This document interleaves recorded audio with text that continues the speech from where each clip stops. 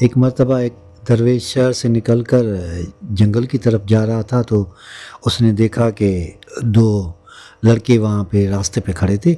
تو انہوں نے اس درویش سے پوچھا کہ آپ کہاں جا رہے ہیں؟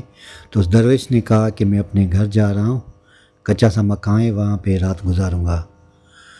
تو ان لوگوں نے فیصلہ کیا کہ وہ بھی اس کے ساتھ چلنے لگے. اور جب وہ اس کے گھر پہنچے تو درویش شام ہو چکی تھی، تو درویش اپنے کمرے میں چلا گیا. اس کے پاس بکریاں تھیں. تو ان لوگوں نے کیا کیا کہ 2-3 بکریاں تھیں، ان میں سے ایک بکری لے کر وہ چلے گئے، چوری کر لی. جب وہ چلے گئے تو باہر آ کے اس درویش نے دیکھا کہ ایک بکری کم تھی، لیکن تھوڑی دیر کے بعد وہی لوگ واپس آئے.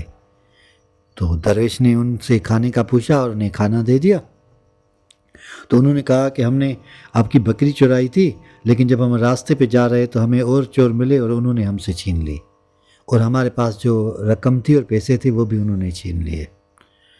تو درویش نے مسکرا کر ان کو کہا کہ جب آپ کوئی بھی کام ایمانداری کے بغیر کرتے ہیں تو اس کا انجام یہی ہوتا ہے. ایمانداری کا سب سے زیادہ نقصان یہ ہوتا ہے کہ آپ کا سکون ختم ہو جاتا ہے. آپ ایماندار رہیں گے اور کسی کو تکلیف نہیں دیں گے تو آپ کی زندگی بھی آسان ہو جائے گی.